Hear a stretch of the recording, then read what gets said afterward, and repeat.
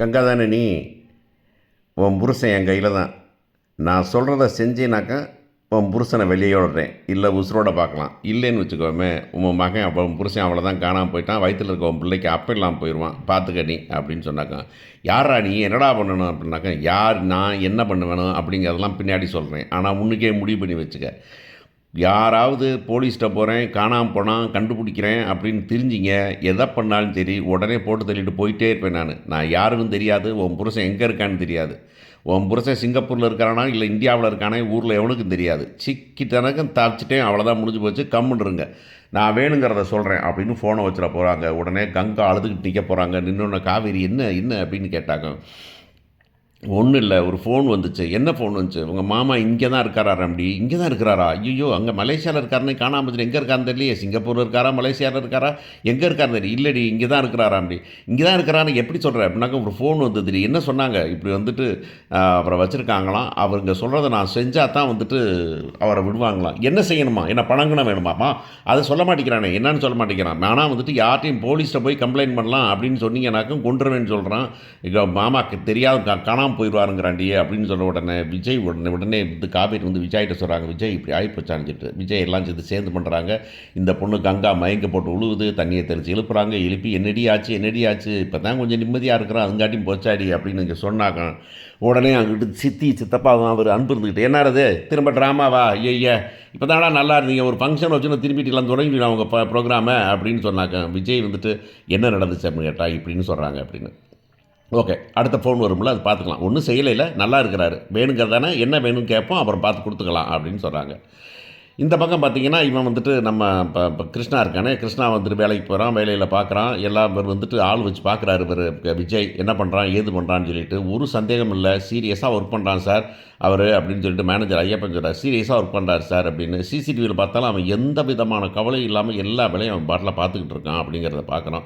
பார்த்துட்டு உடனே இவர் வந்துட்டு இந்த இவன் மேலே ஒன்றுமே தெரியலையே, என்னங்க சொல்கிறீங்க நீங்கள்? இல்லை இவன் மேலே சந்தேகமாக இருந்தது, என்னென்னு பார்க்கலாம், ஒரு கண்ணு வச்சுக்கலான்னு பார்த்தா அவன் நல்லவனாக தான் இருக்கிறான் அப்படின்னு சொல்கிறாரு. நல்லவனாக தான் இருக்கான், ஒன்றும் ஒரு பெண்ணும் பெருசாக இல்லை, ஆனால் வந்துட்டு பார்த்தானே யாரையோட பார்த்தானே அப்படின்னு அவருக்கு மனசில் ஓடிட்டது. இப்போவும் கார்த்திகிட்ட காவேரிகிட்ட சொல்ல மாட்டேங்கிறார் அவர். அந்த பக்கம் பார்த்திங்கன்னா நைஸாக வந்துட்டு சித்தப்பாவும் அன்பும் வந்துட்டு பசுபதியை மீட் பண்ணுறாங்க ஒரு இடத்துல.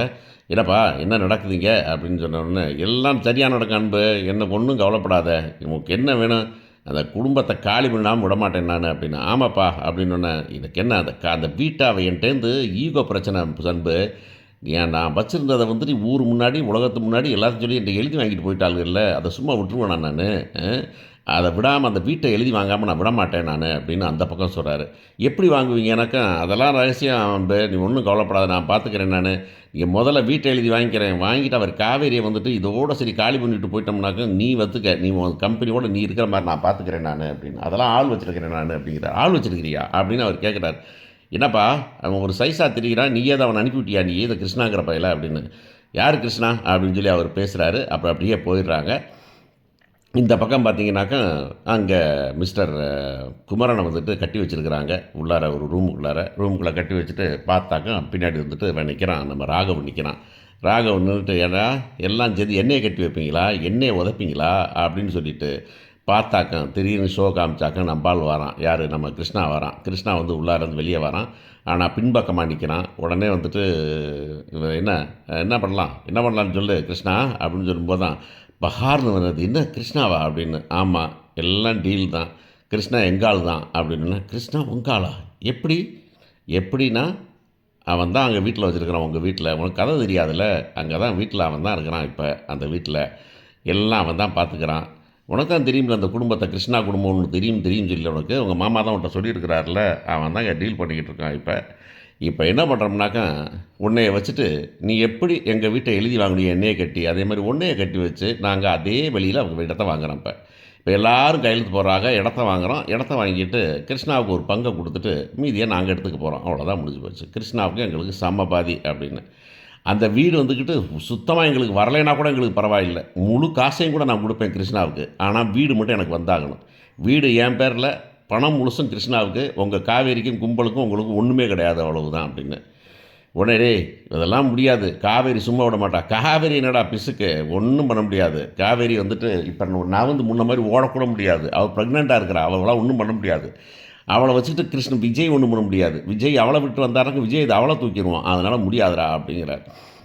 டேய் அப்படின்னு சொன்னாக்க போடுறாங்க, 4 போடுறாங்க குமரனை போட்டுவிட்டு அப்புறமா இங்கே வெளியே வராங்க. வெளியே வந்து ஃபோன் பண்ணுறான் பசுவுக்கு, அப்பா அது இப்போ ஆட்டத்தை ஆரம்பிக்கலாம்ப்பா அப்படின்னு. என்ன ஆட்டத்தை ஆரம்பிக்கலாம்டான்னு தெரியுதுல்ல.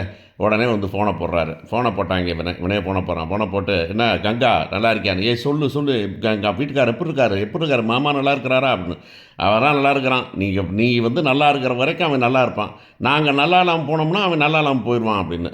என்ன தான் பண்ணணுங்கிற நீ அப்படின்னா, ஒன்றுமே இல்லை, ஒட்டு மொத்தமாக அவங்க குடும்பம் பூரா சேர்ந்து என்ன பண்ணுறீங்க, சொத்தை வந்துக்கிட்டு எங்கள் அப்பா பேருக்கு சொத்தை வந்துட்டு எங்கள் அப்பா பேருக்கு அப்படின்னு. ஆமாம், யார்? பசுபதி பேருக்கு தான், நான் தான் ராகவ் பேசுகிறேன். ஏய் ராகவ், நீங்களாம் விளங்க மாட்டேடா. நாங்கள் விளங்காமல் போயிட்டு போகிறோம். ஏன் உன் புருஷன் நான் குழந்தைங்க எல்லாம் சேர்ந்து என்ன அடிச்சாங்க. என்ன இருக்குது, நிவின் பயலுக்கு இருக்குது, எனக்கு மாமனாவன் அவனுக்கு இருக்குது. இப்போ நீங்கள் சொத்தெல்லாம் எழுதி கொடுக்குறீங்க. எழுதி கொடுக்குறதுக்கு என்றைக்கு வழின்னு சொல்லுங்கள், அன்னைக்கு பார்த்துக்கலாம். நாங்கள் வரவே மாட்டோம். ஆனால் ஒன்று, எங்கள் அப்பா வருவார், சொத்து எழுதி அவர் பேரில் கொடுக்குறீங்க, பத்திரத்தை ரெஜிஸ்டர் பண்ணுறீங்க, எல்லோரும் கையெழுத்து போகிறீங்க, கையெழுத்து போட்ட பிறகு உன் புருஷனை விட்டுருவோம், போயிடலாம். ஆனால் அதுக்கிடையில் நீங்கள் எங்கேயாவது எங்கள் அப்பா வந்துட்டார் அதனால் போலீஸில் சொல்லிடலாம், இல்லை ஆளை வச்சு அடிச்சிடலாம் நினச்சிங்கன்னு வச்சுக்கோமே, நினச்சாடி உன் புருஷனை போட்டுருவோம். நான் உங்கள் புருஷனை நாங்கள் தான் போட்டோங்கிறதுக்கு எந்த விதமான இதுவும் கிடையாது. எங்கள் அப்பா உங்கள் கிட்ட வந்து நிலம் வாங்குற மாதிரி தான் வராரு. அது ஒன்றும் இல்லை, பணம் கொடுக்குற மாதிரி தான், பணம் கொடுக்க மாட்டார். ஆனால் பணம் கொடுக்க மாதிரி தான் பிளான் பண்ணுறாரு, ஆனால் பணம் கொடுக்க மாட்டார். ஆனால் நீங்கள் அதில் எங்கே தீர்வு வேணாலும் போட்டு தள்ளிடுவோம் அப்படிங்கிறாங்க. உடனே விஜய் காவேரிலாம் உட்காந்து பேசுகிறாங்க. என்ன பண்ணுறாங்க, ஏது பண்ணுறாங்க, எப்படி பண்ணுறாங்க அப்படின்னாக்கா, இப்படி அப்படின்னு. இதில் வந்து என்ன சொல்கிறான், அவன் பேசும்போது இங்கே நடக்கிறதையும் சொல்கிறான், இந்த வீட்டில் நடக்கிறதையும். இந்த வீட்டில் இங்கே இப்போ நடந்தது எப்படி அவங்களுக்கு தெரியும் அப்படின்னாக்கா, உடனே இல்லை, இது வந்து ஏதோ ஒரு காரணம் இருக்குது, அவன் தான் பண்ணுறான் அப்படின்னு நம்புகிறேன் நான் அப்படின்னு சொல்லிட்டு அவனை கண்காணிக்கிறாங்க. நைட்டு திடீர்னு அவன் காணாமல் போயிடுறான். அவன் பெட்டில் போய் பார்த்தாக்க ரூமில் இல்லை, ஆள் இல்லைன்னு கேட்குறாங்க. சிந்து எங்கே அண்ணன் இங்கே தான் தூங்கிட்டு இருந்துச்சு, என்னன்னு தெரில, எங்கே போச்சுன்னு தெரில அப்படின்னு சொல்கிறாங்க.